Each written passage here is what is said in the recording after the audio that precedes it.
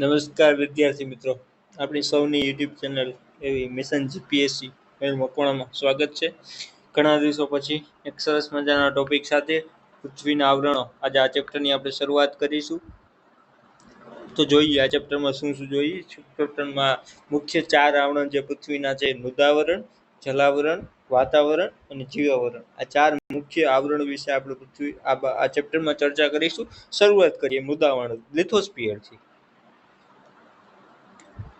પૃથ્વીના ઉપરના ભાગ છે જે પોપડો છે, જે ઘન પદાર્થોનો બનેલો છે. મૃદા એટલે માટી. મૃદાના શબ્દનો અર્થ થાય છે માટી. ઉપરનો જે ભાગ છે, ઉપરનો જે ઉપલો ભાગ છે પૃથ્વી ઉપરનો, આપણે પોપડો કહીએ છીએ ઘન પદાર્થ તરીકે, તેને આપણે મૃદાવરણ કહીએ છીએ. અને આ ઘન પદાર્થ બનેલું હોવાથી તેને ખડકાવરણ કે ઘનાવરણ પર તરીકે ઓળખવામાં આવે છે. રિપીટ કરું છું, ઘણી વખત એક્ઝામમાં પણ પૂછાયેલું છે.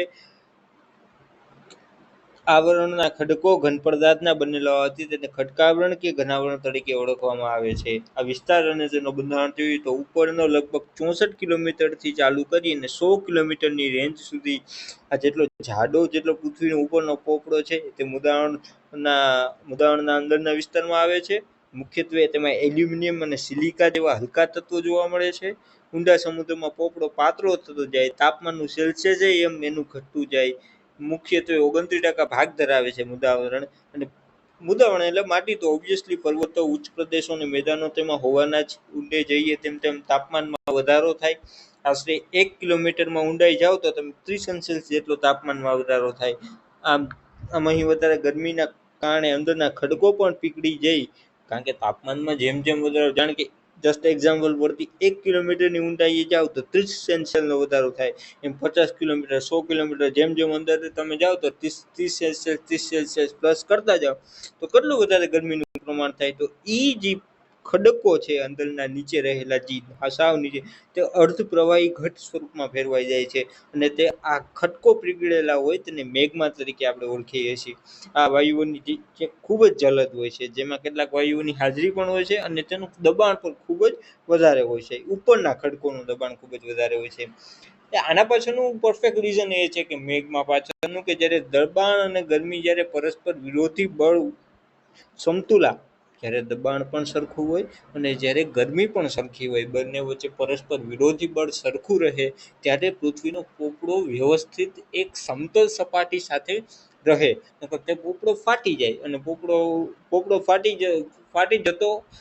જાય છે. કારણ કે પણ અત્યારે અમુક મોસ્ટ ઓફ ધી કેસીસમાં પોપડો ફાટી નથી જતો. એનું રીઝન એ છે કે દબાણ અને ગરમી એક પરસ્પર વિરોધી બળ વચ્ચે જળવાઈ રહે છે. તમને ઉદાહરણ આપો, કેટલી બધી જ્વાળામુખી છે, એ શું કામ નથી ફાટી જતી? દબાણ અને ગરમીનું પરસ્પર સમન્વય, વિરોધી બળ એના સમતુલમાં છે, એટલા માટે. ભારતમાં એક આંદામાન નિકોબારના એક પર્વતો છે, બેલનુર કરીને એક પર્વત છે, અંદાજે મારા મુજબ તે એક જ અત્યારે જ્વાળામુખી સક્રિય પર્વત છે. બાકી ભારતમાં એક પણ સક્રિય પર્વત નથી. ત્યારબાદ જોઈએ મૃદાવરણ. આમાં અમુક થોડીક ડીપ માહિતી આપી છે કે મૃદાવરણનું જીવાવરણ સાથે ઓબ્વિયસલી સંબંધ છે, કે વનસ્પતિ જીવન સાથે સંબંધ હોવાનો જ છે. કારણ કે મૃદાવરણ એટલે માટી, તો માટીથી જ ખેતી થાય, માટીથી જ બધી પ્રવૃત્તિઓ થાય, માટીથી જ પાકોનું ઉત્પાદન થાય, માટીથી જંગલોનું ઉત્પન્ન થાય, આહાર તેના દ્વારા લેવાય. એટલે અસ્તિત્વનો પાયો એમ કહીને તો મૃદાવરણ. ઓકે. હાઇડ્રોસ્ફિયર, જલાવરણ, ભૂમિના પાણીનો પ્રદેશ એટલે જલાવરણ વિસ્તાર. પાણીથી જે ઘેરાયેલો હોય તેને જલાવરણ તરીકે ઓળખીએ છીએ. 71% પાણી, 29% મૃદાવરણ. અને પૃથ્વી સપાટીને એટલો વિશાળ છે કે ભૂમિખંડો પણ ટાપુ જેવા લાગે છે. ઘણા બધા 4 મહાસાગર આવેલા છે: પેસિફિક, એટલાન્ટિક, હિન્દ અને આર્કટિક. 4 મહાસાગરો આવેલા છે. મહાસાગરથી નાના સ્વરૂપને ઉપસાગર કહેવાય. યાદ રાખજો, આગળના ચેપ્ટરમાં આપણે આવશે. પૃથ્વી પરના મહાસાગરો ખૂબ વિશાળ અને ઊંડા છે. 10 થી 11 કિલોમીટરની ઊંડાઈ અને વિશાળ અને ઊંડી ખાડીઓ ધરાવે છે. 97% જેટલું પાણી સમુદ્રમાં છે, પણ તે ખારું છે. મહાસાગરોના તળિયે પૃથ્વી સપાટી પર ભૂમિ સ્વરૂપો પણ આવેલા છે. ભૂમિ સ્વરૂપો જેવા કે નંદાદેવી છે, શિખર, જે ધાર્મિક સ્થળો પર કહી શકે. હિમાલયમાં ઘણા એવા સ્વરૂપો છે કે જેના કિનારે વસેલા છે. ઘણા બધા શહેર છે કે જેના કે નદીઓના ભૂમિ સ્વરૂપો કિનારે વસેલા છે. પૃથ્વી પર જે પાણી છે તે 97% તમે ખારું કીધું એમ. બાકીનો આશરે પોણો ભાગ ધ્રુવો પર આર્કટિક સર્કલ ઉપર હિમાલય જેવા ઊંચા પર્વતો પણ બરફ સ્વરૂપે છે, જે પાણી પૃથ્વીના પેટાળમાં છે, નીચે અંદર છે, અને સરોવરો એ નદીઓ રૂપે વહે છે. પ્રમાણ તેનું ખૂબ ઓછું છે, પણ છે ખરી. પૃથ્વી પર રહેતા અનેક ઘણા જીવો જે પાણી પર નિર્ભર છે. ઘણા બધા હવામાંથી ભેજ રૂપે પણ ખોરાક મેળવે છે. જલાવરણનું અસ્તિત્વ એટલે સજીવ સૃષ્ટિનું અસ્તિત્વ. પાણી વગર તો જીવન નકામું. પાણી ને વાણી વિચારીને વાપરો, એમ વાક્ય છે. એટલે પાણી જરૂરી છે આપણા માટે. ઉનાળામાં ખબર પડી જાય પાણીનું મહત્વ કેટલું છે. આપણે પૃથ્વી પરના વરસાદ માટેનો મોટા ભાગનો ભેજ સમુદ્રમાંથી આવે છે. સમુદ્રના તળિયે કિંમતી ખનિજનો મોટો જથ્થો મળેલો હોય છે. મોટો જથ્થો આવેલો છે. પાણીમાંથી મીઠું મેળવીએ છીએ. તેના તળિયે મેંગેનીઝ, લોખંડ, કલાઈ વગેરે ખનિજો મળે છે. સમુદ્ર પ્રોટીનયુક્ત આહારનો ભંડાર પણ છે.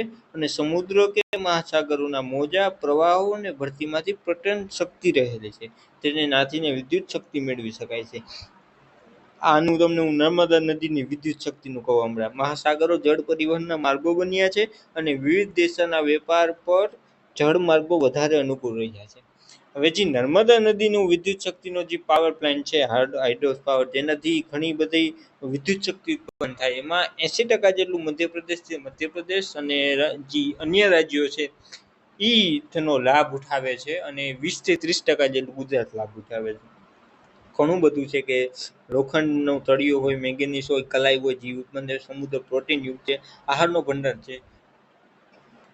તમામ જળચર જેટલા પ્રજીવો છે, પછી બધા છે.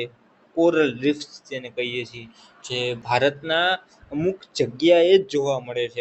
હમણાં જામનગરના પિરોટન ટાપુમાં જે મરીન નેશનલ પાર્ક આવેલું છે, એના કોરલ રીફ્સનું સ્થળાંતર કર્યું, તેને દૂર મૂકવામાં આવ્યા, કારણ કે માનવીય પ્રવૃત્તિઓ વધી જતી હતી. એક જામનગરમાં એટલે આ બધા જળચર પ્રજીવોનું સ્થાન પણ પાણી છે, સમુદ્રો છે. એટલે આવું બધું એમાં મિક્સ, આવું બધું સમજાવેલું છે.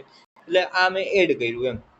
ત્યારબાદ છે વાતાવરણ. વાતાવરણ એટલે ચારે બાજુ વિખરાઈને આવેલા લગભગ 800 થી 1000 કિલોમીટર ઊંચાઈ સુધીના વિવિધ વાયુના આવરણને વાતાવરણ કહેવાય. વાતાવરણને નરી આંખે જોઈ શકાતું નથી. એવું ઘણું બધું છે કે વાતાવરણમાં ઘણા બધા એવા આકાશગંગાઓ છે, ગેલેક્સીઓ છે, કેવું બધું છે જે નરી આંખે આપણે નથી જોઈ શકતા. અમુક ગ્રહોને જોઈ શકાય છે. આપણે જેમ કે આગળ ગુરુ ને આપણે બધા અમુક ગ્રહો જોયા છે. સૂર્ય સવારમાં જોઈ શકાય ને રાત્રે પણ જોઈ શકાય. ઉત્તરની દિશામાં ધ્રુવનો તારો પોલ સ્ટાર પણ જોઈ શકાય. એમ આગળના ચેપ્ટરમાં આપણે ભણી ગયા તે મુજબ. પછી વિવિધ વાયુઓ, પાણીના વરાળ, ધૂળના રજકણો, ઉલ્કાકણ, ક્ષારકણ, સૂક્ષ્મ જીવજંતુઓ બધા વાતાવરણમાં હોય જ છે. રંગ, ગંધ, આ એક સરસ મજાનું છે, હંમેશા પૂછાઈ જતું હોય છે કે વાતાવરણ રંગ, ગંધ અને સ્વાદ રહિત હોય છે, પારદર્શક હોય છે. વાતાવરણમાં વાયુ પ્રવાહીની તો મને પણ આ લાઈન છે ને, કે વાતાવરણ રંગ, ગંધ, સ્વાદ હોય છે, તેમજ પારદર્શક હોય છે, આ ક્યાંક મૂકી દેતા હોય છે. તેમાં nitrogen, oxygen, argon, carbon dioxide, ozone વગેરે મુખ્ય છે. વાતાવરણ ઘટ છે, ઊંચે જતા વાયુઓનું પ્રમાણ ઘટતું જાય અને હવા પાતળી થતી જાય. આપણે 4 ટાઈપો છે કે વાતાવરણમાં કયા કયા વાયુનું પ્રમાણ કેટલું આપેલું છે, તે ચાર્ટ જોઈએ આપણે. સૌથી પહેલા સૌથી વધારે માત્રામાં nitrogen 78%, oxygen 20%, argon 0.94%, carbon dioxide 0.03%, અને અન્ય વાયુ 0.01%. હવે આમાં છે ને તમે આનું પણ માપ પ્રમાણ આપેલું છે કે કેટલા નાઇટ્રોજન કેટલા કિલોમીટરના અંતરે, ઓક્સિજન, આર્ગોન, કાર્બન ડાયોક્સાઇડ, અન્ય વાયુઓ છે કેટલા અંતરે વાતાવરણમાં હોય છે. એનો પણ આગળ એક ચાર્ટ આવેલો છે, એ આગળ જોશે કે પૃથ્વીની સપાટી જેમ જેમ ઊંચે જઈએ તેમ વાયુનું પ્રમાણ પણ ઘટતું જાય છે. જો આવી ગયું 130 કિલોમીટરના અંતરે કાર્બન ડાયોક્સાઇડ વાયુ છે તે હાવ નીચલા સ્તરમાં આવે છે, કારણ કે એ વાયુ ભારે હોવાથી નીચલા સ્તરમાં વધારે પ્રમાણમાં જોવા મળે છે, અને ઉપર જતા ઓછું થઈ જાય. કાર્બન ડાયોક્સાઇડ 20 કિલોમીટરની ઊંચાઈ પછી, કાર્બન ડાયોક્સાઇડ 20 કિલોમીટરની ઊંચાઈ પછી, 1 મિનિટ, કાર્બન ડાયોક્સાઇડ 20 કિલોમીટરની ઊંચાઈ, આમાં આપેલું જ છે, તમને દેખાડું. કાર્બન ડાયોક્સાઇડ છે ને 20 કિલોમીટરની ઊંચાઈ પછી, ત્યારબાદ શું છે ઓછો થઈ જાય. પછી ઓક્સિજન છે 110 કિલોમીટરની ઊંચાઈ પછી, અને નાઇટ્રોજન 130 કિલોમીટર ઊંચાઈ પછી. આ અને જે હલકા તત્વો છે એ હિલિયમ છે, હાઇડ્રોજન છે, એ ખૂબ 130 કિલોમીટરથી પણ ઉપર જોવા મળે છે. એ મુજબ આ એક સ્થળ આપેલું છે કે આ ક્યારેક ક્યારેક આ એક્ઝામમાં પૂછાઈ જાય કે 120 કિલોમીટરે કયા વાયુનું પ્રમાણ, ઊંચાઈ પછી કયા વાયુનું પ્રમાણ, 110 અને 130 કિલોમીટર પછી. એટલું વસ્તુ યાદ રાખવાનું કે જેમ જેમ વાતાવરણમાં ઊંચે જઈએ તેમ તેમ વાયુઓનું પ્રમાણ ઘટતું જાય. એમ કાર્બન ડાયોક્સાઇડ સૌથી પહેલા આવે, પછી ઓક્સિજન આવે અને પછી નાઇટ્રોજન આવે અને ઉપર સૌથી હલકા તત્વો આવે. Example for the hydrogen and helium. Okay, last. વાતાવરણમાં ઓઝોન વાયુનું પ્રમાણ ખૂબ ઓછું છે. બરાબર, ઓછું જ છે. ઓઝોનનું લેયર ફરતે આવેલું છે, એમાં ગાબડું જ પડી ગયું છે સીએફસીના કારણે. ક્લોરોફ્લોરોકાર્બન જે કહી શકાય, પારજાંબલી કિરણોનું શોષણ કરીને પૃથ્વીને પ્રચંડ ગરમીથી બચાવે છે.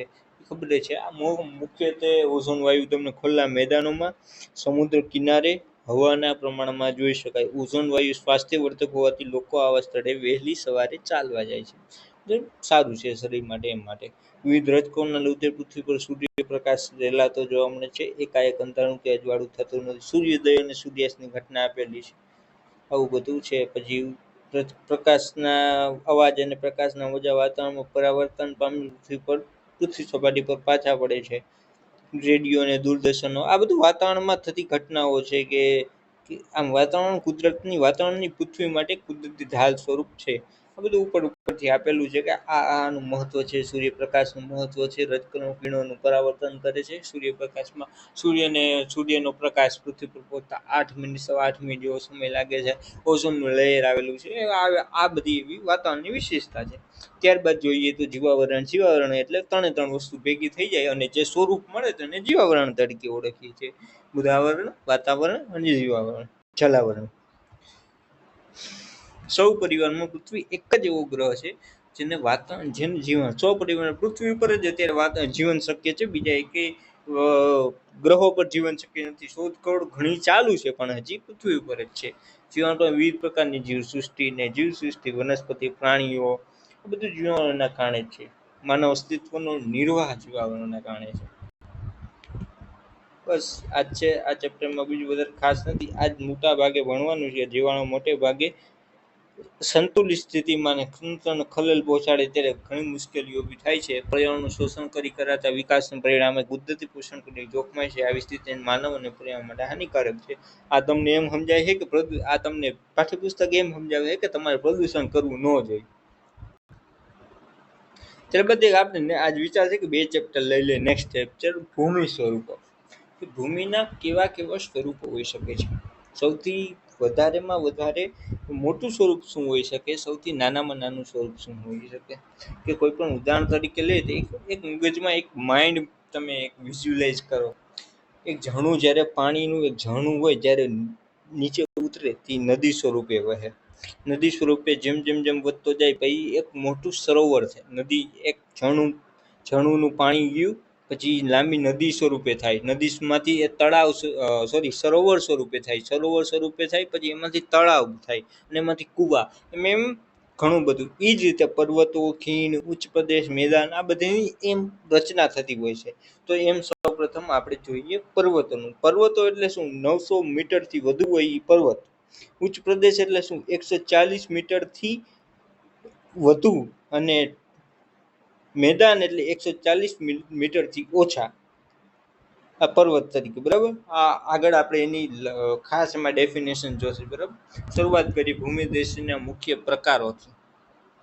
ઘણા બધા પ્રકાર છે. પર્વત, ઉચ્ચ પ્રદેશ, મેદાન અને બધું. જ્યાં પર્વત, ખીણ, ઉચ્ચ પ્રદેશ, મેદાન, ટાપુ, સમુદ્ર ટપારી બધા વિશે જોશે. ઓકે, શરૂઆત કરીએ આગળથી. પર્વતથી પહેલા શરૂઆત કરી કે પર્વતના પ્રકાર કયા કયા હોય છે, પર્વત કેટલા ભાગમાં વિભાગવામાં આવે છે અને કયા કયા પર્વત ભારતમાં અને આંતરરાષ્ટ્રીય વિશ્વમાં ફેમસ છે, જે પ્રખ્યાત છે. ઓકે, 900 મીટરથી વધુ ઊંચાઈ ધરાવતા કે ઓછા તીવ્ર કે ઢોળા અને સાંકડા શિખરો ધરાવતા વિસ્તારને પર્વત કહે છે. ડેફિનેશન હંમેશા ખાસ આ રીતે જ તૈયાર કરવી, કારણ કે જીસીઆરટીની લાઇન ટુ લાઇન રીડ કરવાથી તમને અમુક ડેફિનેશન જ સીધી બેઠી એક્ઝામમાં મૂકતા હોય છે. પૃથ્વીના પેટર્નમાં ભૂકંપ અને જ્વાળામુખી આ બધું તો ભૌતિક બળોની ક્રિયા અને પ્રતિક્રિયા આંતરક્રિયાથી પર્વતો બને છે. કારણ કે ભૂકંપ જેવા થાય, જ્વાળામુખી થાય, એના કારણે પર્વતોના ઉદ્ભવ અને વિકાસમાં એકથી વધુ ક્રિયાઓ અને બળોની અસર જોવા મળે છે. ઘણા બધા બળો અસર કરતા હોય, તેથી પર્વતો અને વિવિધ પાસાઓના અસરના એકબીજાથી અલગ જોવા મળે છે. પર્વતોનું વર્ગીકરણ મુખ્યત્વે 4 ભાગમાં હોય. પેલું ગેડ પર્વત.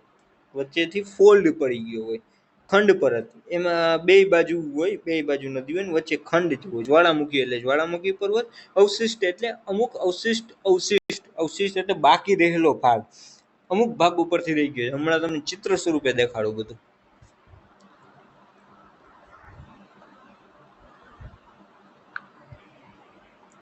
જય ગેડ પર્વત એટલે શું થાય કે મોટે ભાગે સમુદ્રના તળિયાના પ્રદેશો કે જળાશયો, સમુદ્રના તળિયા કે જળાશયોના કારણે કાપનું જે હોય ને, કાપ જો એમાં આનો મિનિંગ એમ છે કે જ્યારે જ્યારે કોઈ સમુદ્રના કે કોઈ મોટી નદીઓ કે કોઈ પણ છે એના કાપથી, હવે હું તમને એક્ઝામ્પલ આપું, ગંગા નદીનું એક્ઝામ્પલ આપું તમને. ગંગા નદી છે, જેમ જેમ જેમ કે આ છે ને ગંગા નદીનો આમ સ્ત્રોત વહેતો આવે છે. હવે જ્યારે આ પર્વત ઉપરથી કે તિબેતના પ્રદેશમાંથી જેમ જેમ આવતી હોય તિબેતના પ્રદેશ, તો તેની સાથે છે ને કાપ એટલે માટી છે, અમુક રજકણો છે, અમુક માટીનું સ્તર છે, અમુક ઘણી બધી અંદર રહેલી વસ્તુઓ છે, અમુક તત્વો છે, અમુક ઘન પદાર્થો છે, એ પોતાની સાથે લેતી આવતી હોય છે. આમ જેમ જેમ લેતી આવે ને એટલે એક જગ્યાએ એ ભેગી કરે. અને આ કાપનો નિક્ષેપ પણ એક એવી કે ને પોતાનો આકાર બનાવે બંને બાજુ, અને એના કારણે ગેડ પર્વતનું નિર્માણ થાય. તમે સમજી શકો, આઈ થિંક તમે સમજી શક્યા હશો. થયેલા નિક્ષેપના બંને બાજુએથી દબાણ આવતા કરચલીઓ કે ગેડ પડે છે. આ ઉધ્વ વળાંકને કારણે આપણે શિખર તરીકે અને અધો વળાંકને આપણે કેણકે તરીકે સ્વરૂપે જોઈએ છીએ. ઘણા બધા પ્રકાર છે. મેં એશિયાનો હિમાલય આનો પ્રકાર છે, યુરોપનો આલ્પ્સ પર્વત, અમેરિકાનો રોકીસ, દક્ષિણ અમેરિકાનો એન્ડીસ, દુનિયામાં મુખ્ય આ બધા ગેડ પર્વત. ખંડ પર્વત એટલે બે બાજુથી વચ્ચે બ્લોક પડિયાઓ, બ્લોક માઉન્ટેન. ખંડ પર્વત એટલે ભૂગર્ભિક બળોને લીધે અંદરના થતા ભૂગર્ભિક બળો એટલે અંદરની થતી ખેંચતાણને લીધે ઉપરથી જો આમાં બળ લાગે છે, આમાં દેખાયેલું છે કાયદેસર, જ્યાં અહીંયા બળ લાગે છે, અહીંયા બળ લાગે, એના કારણે ભૂગર્ભિક બળોના બે ભીમુ સ્તરો પર એક ખેંચાણ ઉત્પન્ન થાય છે અને વચ્ચેથી તિરાડ ફાટે છે. અને અમુક ભાગ આજુબાજુનો બેસી જાય અને તે સ્થિર પાછો બેસી જાય એને ખંડ પર્વત, બ્લોક માઉન્ટેન કહેવાય. એ નીચે બેસી જતા ફાટકીન રચાય છે. ઉદાહરણ તરીકે જર્મનીનો હોસ્ટ પર્વત અને ખંડ પર્વતને હોસ્ટ પર્વત પણ કહી શકાય છે. એમાં ભારતમાં નીલગિરી, સાતપુડા, વિંધ્યાચલ ખંડ પર્વતના ઉદાહરણ છે. ભારતના વધારે છે નીલગિરી, સાતપુડા, વિંધ્યાચલ અને પર્વત આ તેના ઉદાહરણો છે. ત્યારબાદ જ્વાળામુખી એટલે વોલ્કેનિક. તમે ઘણા બધા જ્વાળામુખીના છે, એમાં ચોટીલા પણ આવી શકે. ચોટીલા પણ એક જ્વાળામુખી પર્વત જ છે. અત્યારે એટલે એમાં એવું છે કે અમુક જ્વાળામુખી પર્વતો અમુક સમય પ્રમાણે, અમુક સમય જેમ જેમ પ્રસાર થાય તેમ તેમ પ્રસાર એ શાંત થતા જાય એમ. એટલે એની ભૂગર્ભિક ક્રિયાઓ અને દબાણો વચ્ચે થોડીક શાંત થાય. એટલે એમાં જે મેં તમને કીધું એનું દબાણનું અને એનું તાપમાનનું સ્તર એક પ્રમાણમાં જળવાઈ રહે, એટલે પછી એમાં જ્વાળામુખી ઉત્પન્ન ન થાય. ઉદાહરણ તરીકે જો મેં તમને બેરન કીધો તો જો આમાં ઉદાહરણ આવેલો છે. જ્વાળામુખી ફાટતા પ્રસ્ફોટનથી ફેંકાતા પડદા શંકુ આકાર જેમાં જ્વાળામુખી થાય. આ જ્વાળામુખી છે.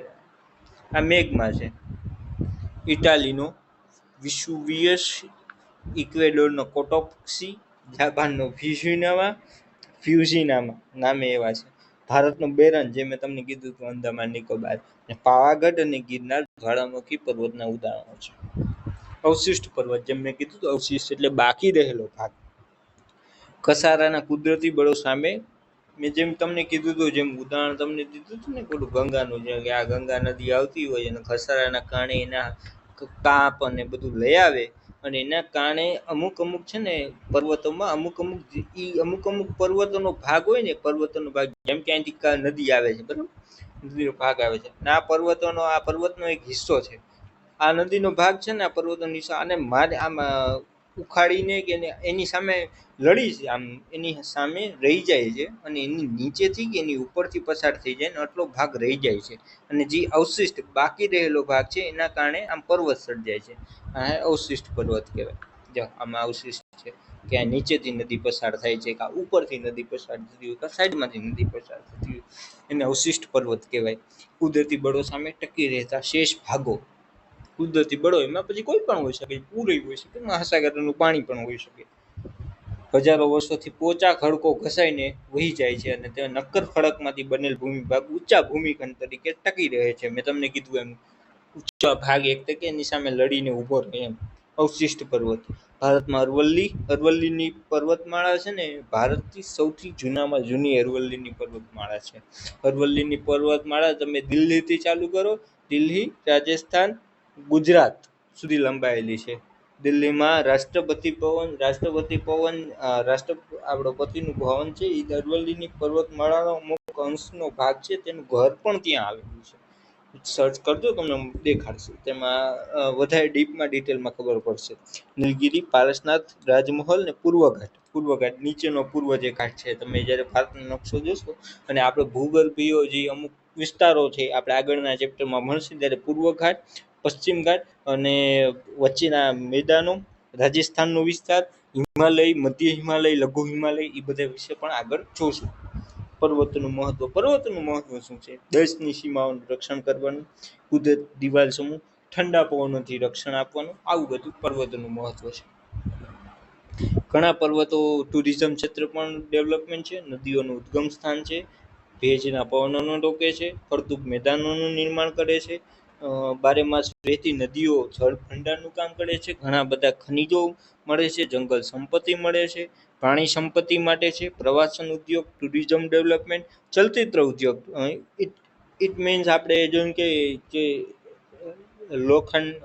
ખંડાલા છે જે મુંબઈ પાસે આ બધા છે hill station, it is famous for the ચલચિત્ર ઉદ્યોગ, એટલે બોલિવૂડના ફિલ્મનું શૂટિંગ થાય છે એના માટે એમ. ચલચિત્ર ઉદ્યોગ પર્વતારોહકો માટે, પર્વતારોહક જે બધા લોકો છે એના માટે. વિશ્વની કુલ વસ્તીના 10મા ભાગની વસ્તી રહેઠાણનું સ્થાન છે. એક રહેઠાણના સ્થાન તરીકે પણ તમે જોવ તો ગિરનારમાં ઘણા માલધારી સમાજના નેસડા તમને જોવા મળે છે. ત્યાં ઘણા લોકો વસવાટ પણ કરે છે એમ. ઘણા બધા લોકો ત્યાં રહે છે. એમાં નીચે થોડાક એક્ઝામ્પલ આપ્યા છે. જેમાં આપણે ભારતનું અત્યારે જોઈએ તો ભારતમાં લેહ લદ્દાખ છે. It is famous for the beautifulness. અત્યારે તેમાં ઘણા બધા કે છઠ્ઠી અનુસૂચિમાં એને સ્થાન મળવું જોઈએ. એની ઘણા બધા સોનમ વાંગચુરે પણ ઘણા બધા પ્રયાસ કર્યા, એ પણ એક ડિબેટ છે. મેક્સિકો 2300 મીટર, ક્વિટો ઇક્વેડોર, બગોટા કોલંબિયા, આ બધા ઊંચાઈ આપેલી છે. આ બધું આપણે ઊંચાઈ તો કોઈ દી પૂછાતી નથી, પણ આપણે લેહ ભારતનું યાદ રાખવાનું કે ત્યાં પર્વતો પર વસ્તી વધારે જોવા મળે છે. ઉચ્ચ પ્રદેશ, પર્વતો જોયા, હવે ઉચ્ચ પ્રદેશ. 180 મીટરથી વધુ ઊંચાઈ ધરાવતા, કીધું હતું એ પ્રમાણે પહોળા ભાગને ઉચ્ચ પ્રદેશ કહેવાય. 3 ભાગ હોય: આંતરપર્વતીય, પર્વત પ્રાંતીય અને ખંડીય. આંતરપર્વતીય એટલે ચારે બાજુ પર્વતમાળા હોય. પર્વત પ્રાંતીય એટલે અમુક બાજુ એના એક બાજુ પર્વતમાળા હોય. અને ખંડીય ઉચ્ચ પ્રદેશ, મેં તમને બ્લોક માઉન્ટેન સમજાવ્યું હતું ને એમ જ આ ખંડીય ઉચ્ચ પ્રદેશ હોય છે. એમાં આંતરપ્રાંતીય એટલે કે ચારે બાજુથી ઊંચી પર્વતમાળાઓ આવેલી હોય તેને આંશિક રીતે ઘેરાયેલા ભૂમિભાગને આંતરપર્વતીય ઉચ્ચ પ્રદેશ કહેવામાં આવે છે. તિબેટનો ઉચ્ચ પ્રદેશ અને મંગોલિયાનો ઉચ્ચ પ્રદેશ ફેમસ છે. પર્વત પ્રાંતીય, પર્વતોની તળેટીમાં એક તરફ જ સીધો ઢોળાવ હોય. એક બાજુ, આમાં ચારે બાજુ હોય. મેં તમને કીધું એ પ્રમાણે આમાં ચારે બાજુ પર્વતો હોય, આમાં એક જ બાજુ પર્વતો હોય. અને એક બાજુનો સીધો મેદાન જેવો ભાગ હોય તેને પર્વત પ્રાંતીય ઉચ્ચ પ્રદેશ કહેવામાં આવે છે. ઉદાહરણ તરીકે પેન્ટાગોનિયા દક્ષિણ અમેરિકાનું, પીડમોન્ટ યુએસએ અને ભારતમાં માળવાનો ઉચ્ચ પ્રદેશ ફેમસ છે. ત્યારબાદ જોઈએ તો ખંડીય ઉચ્ચ પ્રદેશ. ખંડીય ઉચ્ચ પ્રદેશ એટલે બ્લોક માઉન્ટેનથી થોડુંક અલગ થાય. એક આમ કે ને ઉચ્ચ પ્રકારનો ભૂમિ ભાગ એક સર્જાઈ જાય કે જેના ઉપર ખંડીય ઉચ્ચ પ્રદેશનું નિર્માણ થાય. મહારાષ્ટ્રના લાવણ જોઈ ખંડીય ઉચ્ચ પ્રદેશ તમને આપેલો છે. એમાં ઉદાહરણ તરીકે મહારાષ્ટ્રના લાવાનો પ્રદેશ, બ્રાઝિલનો ઉચ્ચ પ્રદેશ, અરબસ્તાનનો, સ્પેન, ગ્રીનલેન્ડ, એન્ટાર્કટિક, અરબસ્તાન, આ બધા વગેરે ઉચ્ચ પ્રદેશો પ્રખ્યાત છે. વધારે પડતા જ્યાં આ પર્વતો ભૂમિ પ્રદેશોના જેટલા ઉદાહરણ આપેલા છે ને એમાં છે ને ભારતના વધારે ખાસ યાદ રાખવા, અને બને તો અમુક જ વિશ્વ લેવલે યાદ રાખવા. ખાસ કરીને ભારતના યાદ રાખવા, એ પેલી પ્રાયોરિટી આપણે રાખવી.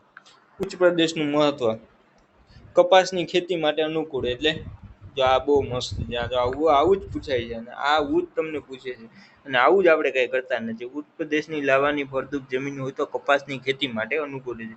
તો એમ પૂછી દે કપાસની ખેતી માટે શું અનુકૂળ હોય વધારે, તો ઉચ્ચ પ્રદેશ આરામથી એમ. પ્રાચીન નખર ખડકમાં લોખંડ, મેંગેનીઝ, સોનું જેવી કિંમતી ધાતુ મળે છે. છોટા નાગપુરનો ઉચ્ચ પ્રદેશ ભારતમાં પ્રખ્યાત છે. પશુપાલન માટે પણ ઉપયોગી છે. પ્રવાસ અને ફિલ્મ ઉદ્યોગ ઓલવેઝ થવાના જ છે, જેમ તમને ઓમાં કીધું એમ. મેદાન 180 મીટરથી ઓછી ઊંચાઈ ધરાવે એને મેદાન કહેવાય. સપાટ ભાગ હોય. મેદાન તમને શું હોય મારે કેવું ન પડે. ખીણ પર નદીઓના કાંઠથી પણ મેદાન બને. કિનારાના મેદાન, ઘસાણના મેદાન, નિક્ષેપણના મેદાન. કિનારાના મેદાન એટલે સમુદ્ર કિનારે જે ભૂગર્ભિક ખંડીય જાડલી ભૂમિ ભાગ હોય એ ઉચકાઈ જાય અને મેદાન જેવું સ્વરાત્મક મેદાન બને એને મેદાન કિનારાના મેદાન કહેવાય. કોસ્ટલ પ્લેન એટલે સમુદ્ર કિનારાના પાણીથી મેદાનનું નિર્માણ હંમેશા થતું હોય છે. મેક્સિકોના અખાતનું, આમાં ઘણા બધા મેક્સિકોનો અખાત છે જે સંયુક્ત રાજ્ય અમેરિકાના દક્ષિણ પૂર્વે આવેલ મેદાનનું ઉદાહરણ છે. ઓસ્ટ્રેલિયાનું મધ્ય મેદાન એ પણ એક ઉદાહરણ છે.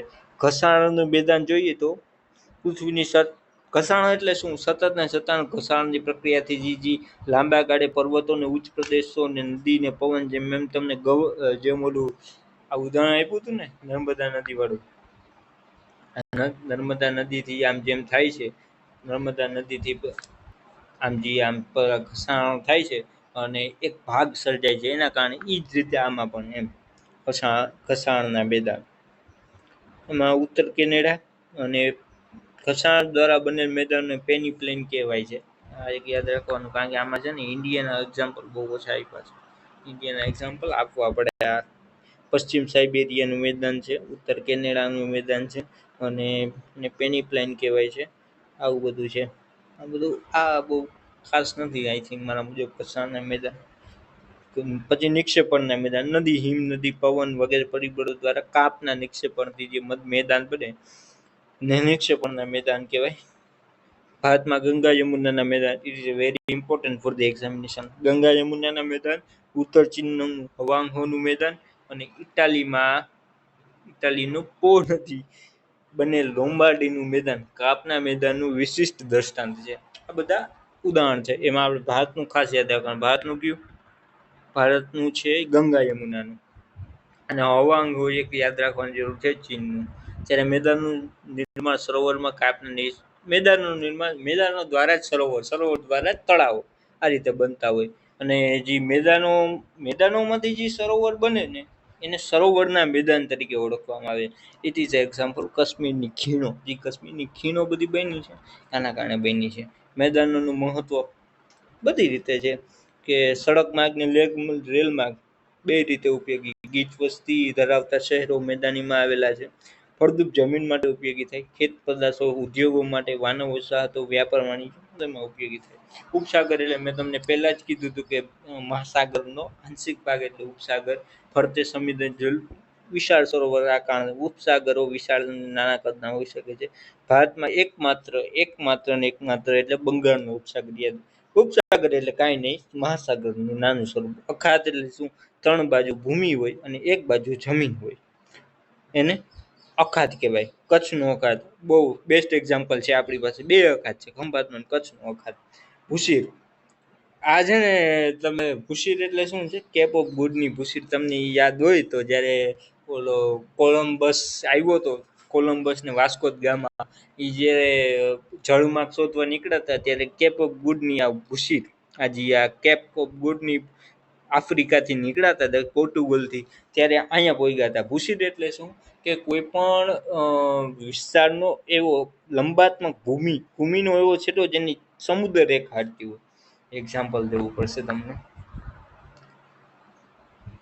આ ચારે બાજુ સમુદ્ર હોય અને વચ્ચે એક છે ને, અહીંયા વચ્ચે એક એવો છેડો હોય જ્યાં જમીન હોય અને ચારે બાજુ સમુદ્ર હોય.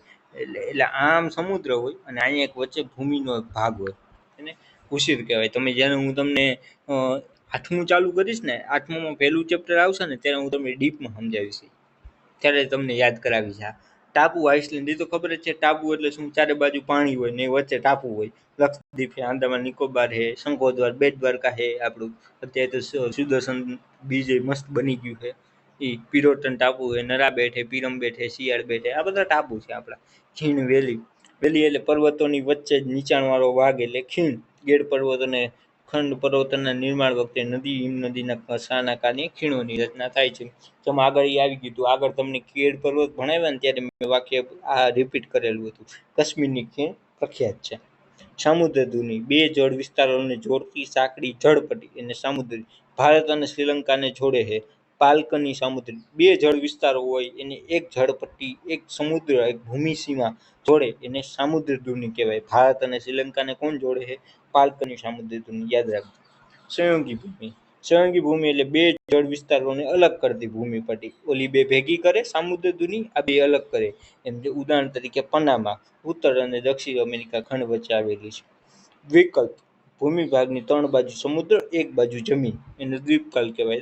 દાખલા તરીકે દક્ષિણ ભારત અને સૌરાષ્ટ્ર ઓબ્વિયસલી આપણે છે. જો તમે સૌરાષ્ટ્રનું છે, સૌરાષ્ટ્ર જો ને સૌરાષ્ટ્રના 3 બાજુ જમીન છે. ને આ ભારત જો, આ ભારત આપણું, અહીંયા જમીન, અહીંયા જમીન, અહીંયા ત્રણેય બાજુ દરિયો વચ્ચે એક બાજુ જમીન, એમ દ્વિકલ્પ. આથી આપણું આ ચેપ્ટર પૂરું થાય છે. હવે મળશે નેક્સ્ટ વિડીયોમાં. Thank you.